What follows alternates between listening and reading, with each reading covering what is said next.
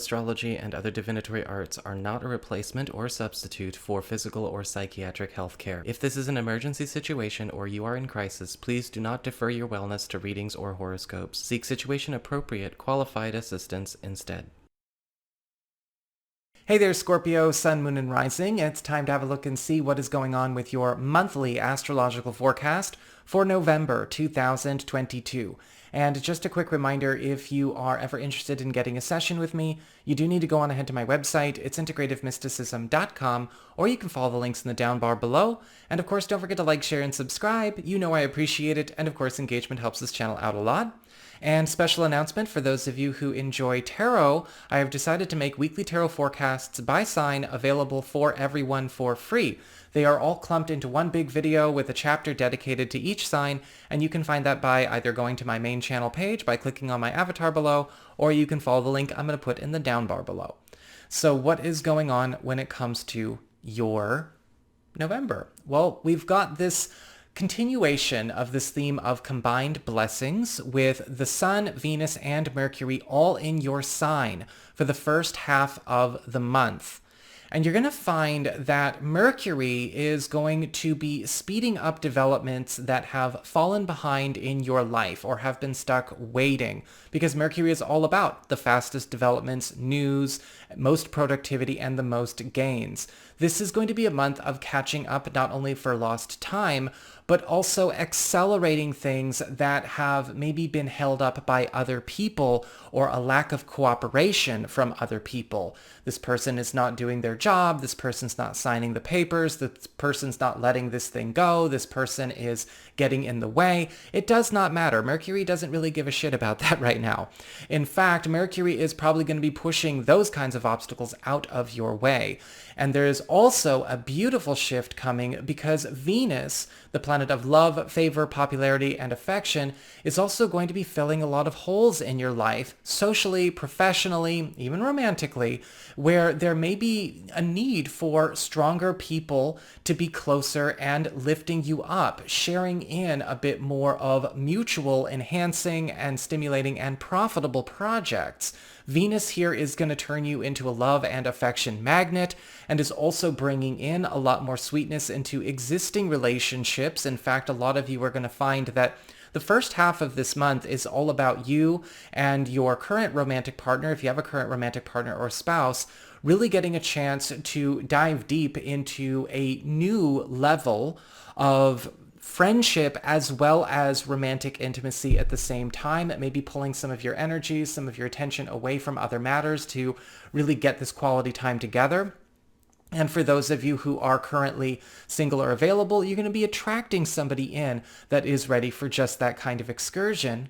And the Sun in your sign, bringing in the attention, enhancement, support, and growth that the Sun always focuses on, is giving you the best opportunity to also give some of this newfound wealth and newfound affection to a personal pursuit or project that has maybe been forced to wait up in the attic or down in the basement to have its time.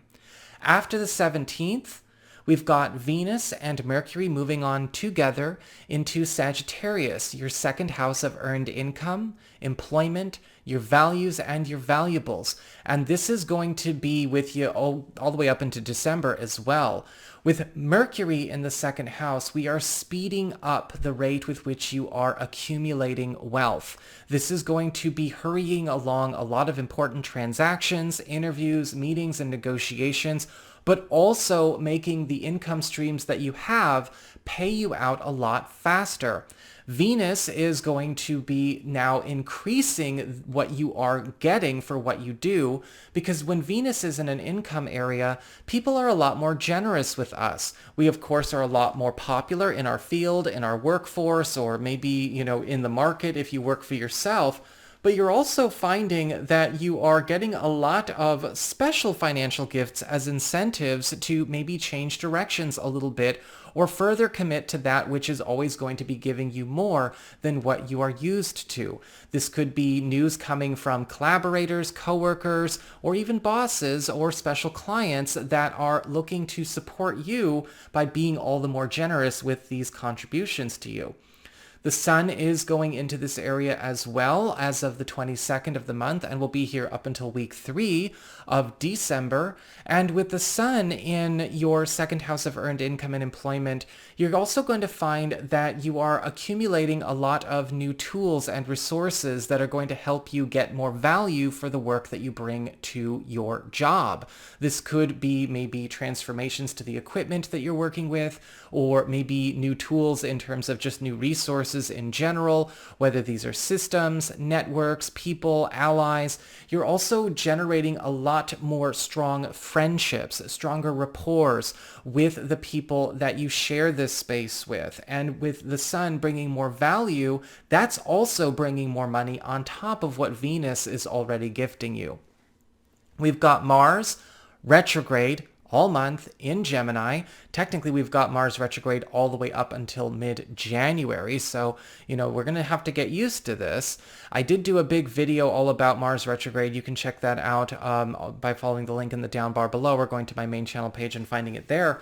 But in short, this is all taking place in your 8th house of shared resources, passive income, and intimacy. With Mars retrograde, we are seeing a dismantling focus, as well as a big focus of taking uncomplimentary, detrimental, scattered, disorganized, or in other words, hostile influences off the board. And there may also be some diminished activity here as well from time to time. Mars retrograde is working for you, but does not necessarily go gentle every once in a while. You may be finding that this is a mixed bag, especially because while Mars retrograde is pulling apart a lot of bad financial involvements, erasing a lot of bad financial decisions, either made by others or yourself, helping you to clear and reduce things like debt, as well as financial obligations or ties to other people, it may be stirring the pot, and there could be some conflicts that arise because of this. However, this is also removing enemies and antagonists off the board, whether they be individuals or just, subject matter, things that are working against you on paper, but also slowing things down so that it can happen. And so this may feel like a relief one day and very stressful the next. Take it one day at a time, but work with Mars retrograde during this period. What can be purged now that the tide is going against what should be purged, right? It's going against the enemy, which is good.